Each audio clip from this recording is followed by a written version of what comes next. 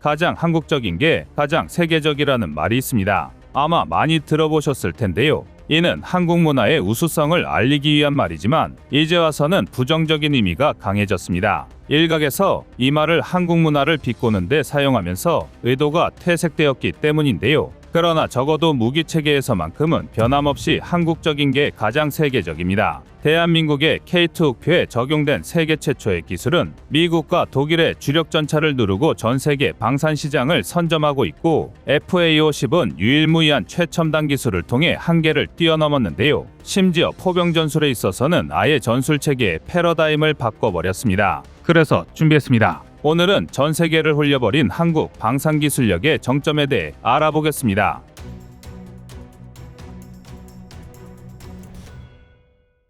전차에서 가장 중요한 건 화력 그리고 기동력인데요. 특히 전차가 전장의체 전선을 자유롭게 누비려면 우수한 험지주파 능력이 필수적입니다. 특히 주력 전차가 3.5세대에 자리 잡으면서 공격력과 방어력은 상향 평준화가 이루어졌기 때문에 험지주파 능력이 더더욱 중요해졌는데요. 그리고 이 중에서도 K2 흑표는 독보적인 성능을 자랑합니다. 바로 세계 최초로 K2에 적용된 반능동 유기압식 ISU 현수장치 덕분입니다. 현수장치란 차체의 진동을 제어해주는 서스펜션을 말하는데요. ISU는 초고압의 유압 서스펜션을 실시간으로 제어해서 어떤 엄지라도 K2가 기동할 수 있도록 차체의 움직임을 최적화해줍니다. 이로 인해 기존 해외 전차들이 긴 봉 형태의 토션바를 현수장치로 채택해서 스프링의 비틀림 특성만 활용한 데 비해 K2의 ISU는 더욱 다양한 스프링 특성을 활용해서 전차의 주행성을 크게 높일 수 있는데요. ISU의 유무를 쉽게 비유하자면 스프링 서스펜션을 보유한 차량과 능동형 전자제어 서스펜션을 보유한 차량의 승차감 차이나 마찬가지입니다. 게다가 ISU의 장점은 단순히 주행 안전성과 승차감뿐만이 아닌데요. 유압 실린더를 이용해 차고와 차체 자세를 제어할 수 있기 때문에 주포의 부양각을 더욱 확보할 수 있게 되었고, 이는 곧 목표물 조준 능력과 명중률 상승으로 나타났습니다. 이른바 K2 무릎 꿇기로 알려진 움직임인데요. 이렇게까지 차체를 자유롭게 움직일 수 있는 전차는 K2 흑표가 세계에서 유일합니다. 말하자면 흔들리지 않는 편안함이 K2에 있는 것입니다. 게다가 우월한 현수장치를 바탕으로 기동간 사격 시에도 명중률을 비약적으로 높일 수 있었습니다. 이러한 ISU 방식은 일반 차량에는 시도되어 실제 운용되는 사례가 많지만 전차 적용 방식은 대한민국이 최초인데요. 높은 하중과 고기능성이 동시에 요구되는 정밀한 시스템이기 때문에 해외 선진국조차 성공적으로 적용한 사례가 전무합니다. 하지만 한국은 이 ISU 기술을 레드백 장갑차에도 적용하면서 기술력을 증명했는데요. 그 결과 레드백은 K21보다 더욱 육중한 무게임에도 불구하고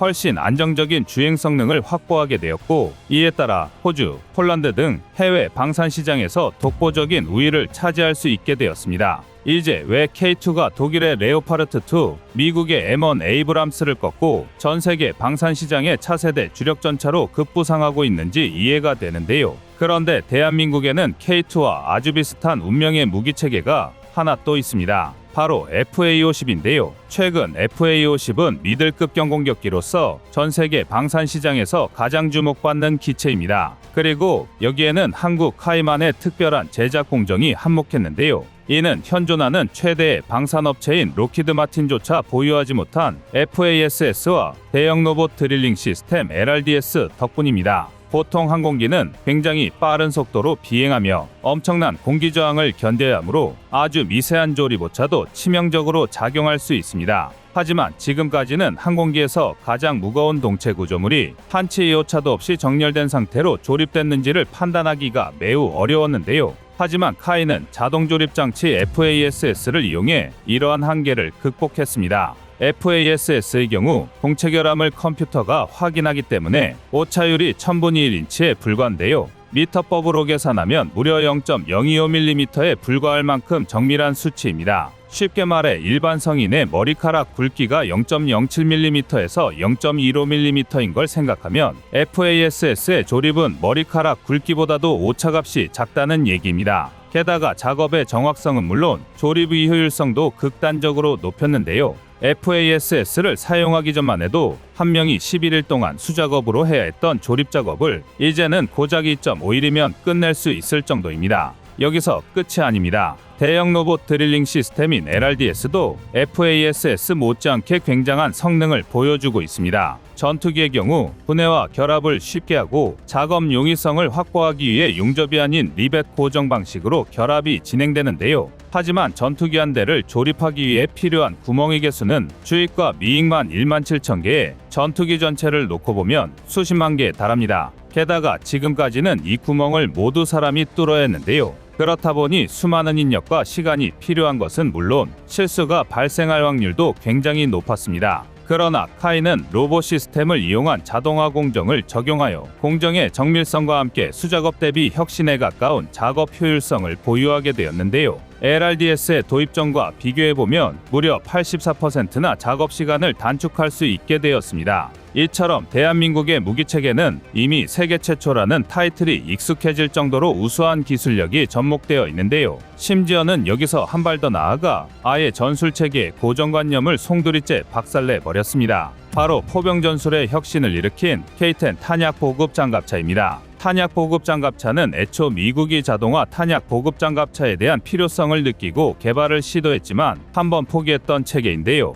그런데 대한민국이 세계 최초로 실전에 적용 가능한 K-10을 개발하는 데 성공하면서 오히려 미국으로 체계 역수출이 이루어졌습니다. 최대 104발의 탄약과 504개의 장약 추진체를 적재할 수 있는 K-10은 운용병의 안정성과 피탄 노출 방지, 그리고 이무지 속성과 궤도 장갑차의 험지 주파 능력을 모두 갖추고 있는데요. 미국은 이를 보고 포병 전술의 패러다임을 바꿨다 라고 평가하고 있습니다. 그도 그럴 게 K-10이 개발되기 전까지만 하더라도 전 세계가 사용하는 포탄 운반 수단은 트럭이 전부였습니다. 하지만 트럭 운반의 경우 유폭의 위험성이 매우 높을 뿐만 아니라 적재 과정 또한 굉장한 중노동이라 병력의 피로도가 급증하는 문제가 있었는데요. 그러나 K-10의 등장 이후 트럭 적재 시간 대비 4분의 1에 불과한 30분 정도면 적재가 끝나는 것은 물론 분당 12발의 포탄을 자동으로 보급하는 게 가능해졌습니다. 또한 장갑차의 높은 방어력으로 인해 생존성을 크게 증가시킨 것은 물론 K9을 따라 어디든 이동할 수 있는 궤도 차량의 기동력까지 확보하게 되었습니다. 이 덕에 K9 자주포의 전투지속 능력은 사실상 무한해졌는데요. 더군다나 K-10은 K9과 대한민국의 우수한 포탄, 장약까지 함께하는 패키지의 실현까지 이루어냈습니다. 다시 말해 K9을 도입하는 나라는 K-10을 함께 도입함으로써 포병 전술 체계의 수준 자체를 한 단계 업그레이드할 수 있게 된 건데요. 이처럼 대한민국의 무기 체계는 단순히 공격력과 방어력에만 치우친 게 아니라 다른 나라는 도저히 따라올 수 없는 디테일로 전 세계 방산 시장을 공략하고 있습니다. 특히 한국, 미국, 독일처럼 기술력에 있어 정점을 찍은 나라일수록 이 디테일의 차이가 결정적으로 작용하고 있는데요. 세계를 무대로 한 방산시장에서 대한민국의 기술력은 이미 객관적으로 뛰어난 무기체계임이 분명합니다. 그리고 비판적 시선과 더불어 응원의 눈길이 함께한다면 대한민국의 발전은 결코 끝나지 않을 것입니다. 이상 꺼리튜브였습니다. 안녕하세요, 꺼리튜브입니다. 여러분의 가부나 성원에 힘입어 군사무기에 관심 없는 분들도 쉽게 이해하실 수 있는 대한민국의 육해공 군사무기의 숨은 비하 이야기를 책으로 엮었습니다. 하루 종일 검색해도 절대 찾을 수 없었던 비밀스러운 내용을 이제 책으로 만나보세요.